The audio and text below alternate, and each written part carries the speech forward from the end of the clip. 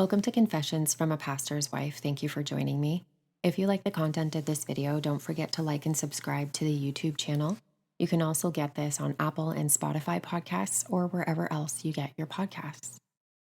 Well, welcome back to another episode. Today, I want to have a heart level conversation with you. I mean, honestly, I feel like all my conversations are real and heart level about something that we all deal with. That's called offense.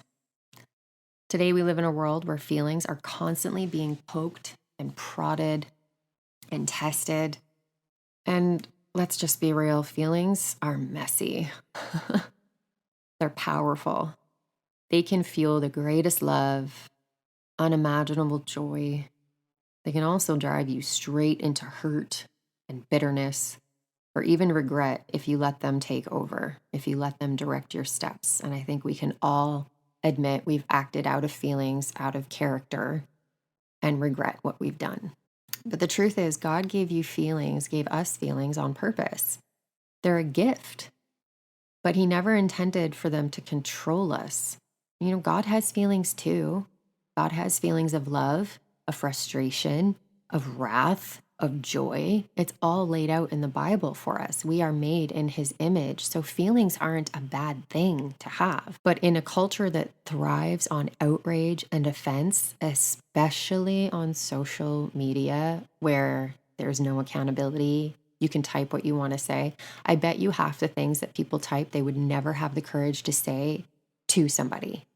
I mean, maybe now they would because it's so desensitized, but I bet you still they would hold back. But it's getting harder and harder to keep our hearts pure and free as God wants us to. So in this episode, I'm going to talk about the defense against offense and what it looks like to keep your heart soft, your faith strong, and your focus on God, even when life and people hurt you.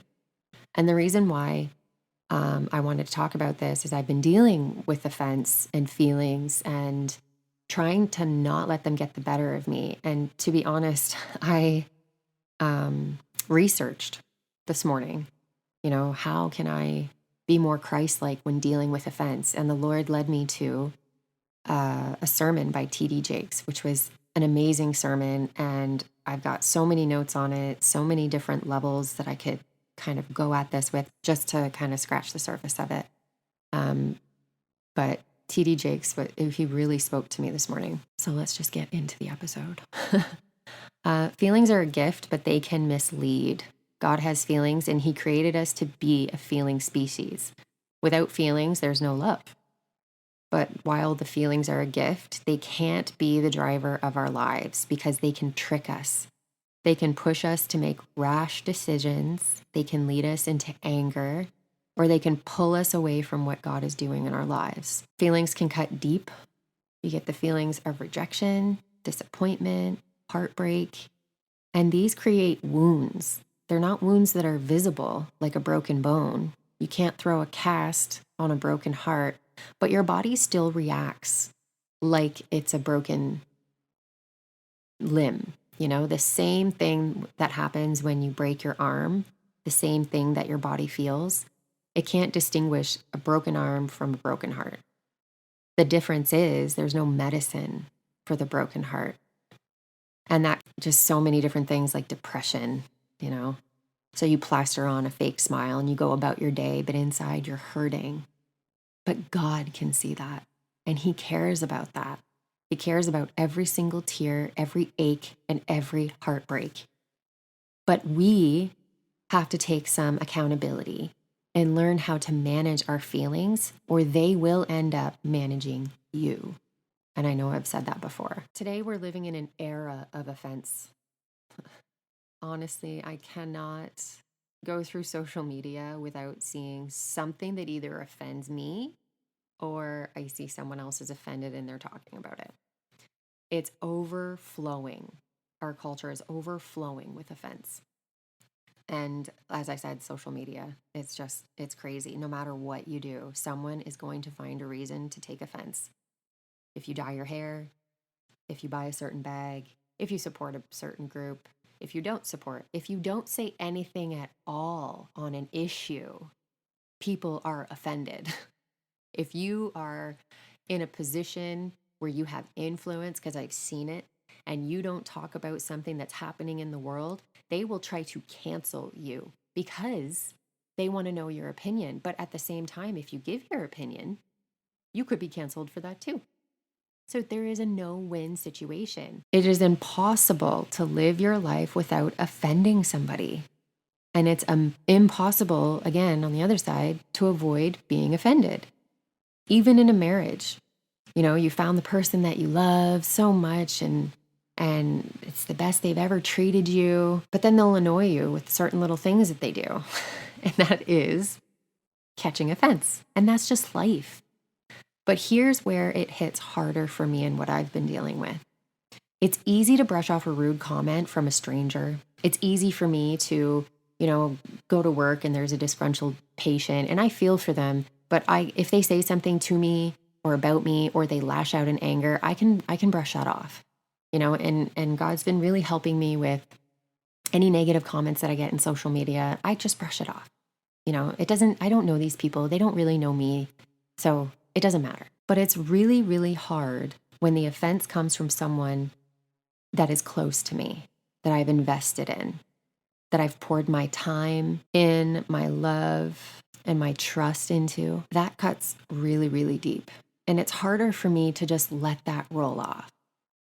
And why? Because I care. If I'm hurt, it's because you matter to me. And that's why this conversation matters, because it's not about pretending we don't feel it. It's about deciding what we're going to do with that feeling before it grows roots in our heart. Jesus teaches us about offense, and it's not just emotional, it's spiritual. It's one of the enemy's favorite tools because it gets in the way of what God is trying to do through you. Jesus said that he will fight for our offense, but our culture tells us the opposite. It tells you to stay offended, to build your whole identity around your hurt, and to find people who will validate your pain instead of helping you heal. But Jesus calls us as Christians to something better. Think about him on the cross. He was falsely accused, beaten beyond recognition, humiliated. And yet, while he's on the cross, he says, "Father, forgive them." He didn't let the offense of people change his heart and who he is and how he was flowing with God in that moment. Though he was he was broken on every level, physically, emotionally, especially spiritually. And yet he's just the perfect example. He's the perfect illustration. And that is victory. That is, he looks like he's lost, but he has won. We know that he wins. And so what is our defense against offense? It's our faith. Offense can create blockages, just like a clogged heart can't pump blood. A heart full of bitterness can't flow with God's Spirit. Faith, even as small as a mustard seed, Jesus says, can uproot the biggest hurts and generational patterns that feel impossible to move. God can also use offense for our good. You can let offense either harden your heart or deepen your faith. When you choose your faith over feelings, anxiety flees, depression flees, and the enemy loses ground.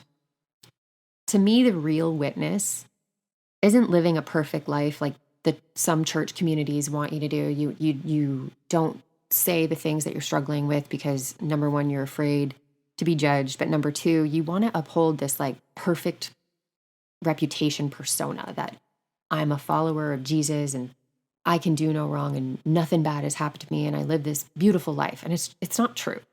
You're not living truthfully. The real witness to me is going through the pain, the worst moments in your life, and still praising God.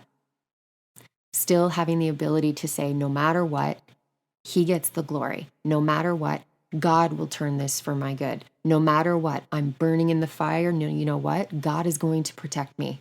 I have this giant in front of me. God will give me the way to beat this giant. God will give me the way to move this mountain, to uproot this tree.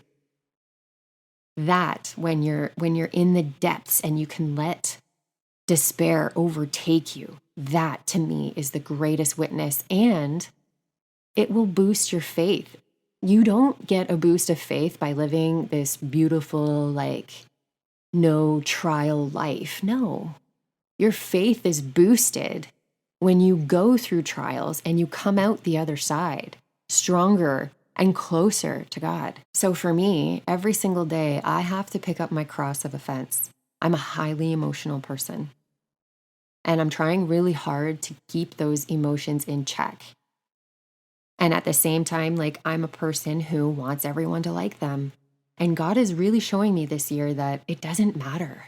You could do everything right. You could be Mother Teresa and someone is still not going to like you. But you have to be okay with it because you can't control them. You can only control you. So you know what? Let them. It's so funny how that book has so many applications. Let them. Pick up your cross, die to your feelings, and say, God, you handle it. You fight my battle for me because I know you're going to win it. The more that you get involved trying to steer it your way, the more mess you're going to make. So die to your feelings. Pick up your cross. The world will say that that's weakness. But Jesus showed us that surrender is the strongest, most powerful position that we can take. I hope this episode reminded you that offense doesn't have to own you. It's going to come. Jesus says that offense will come, but how we handle it determines if we stay free or if we get stuck. Don't let a root of bitterness take hold in your heart. Ask God to increase your faith, even if it's just a mustard seed size faith, because that is all it takes to move the mountains in deep-rooted hurts that try to hold you down. Every day, you have to pick up your cross and die to those feelings and trust that God is fighting for us. He's handling what we can't see. He's turning all of it, the good, the bad, and the ugly, for our good and for His glory. If this spoke to you today, I'd love for you to share it with someone who might be carrying the weight of offense or hurt. And remember, you are not weak for choosing forgiveness. Jesus says that we need to forgive 7 times 70. You are strong because you're trusting God's power over your own emotions. Until next time, keep your heart open, your faith rooted, and your eyes fixed on Jesus. And I'll talk to you soon.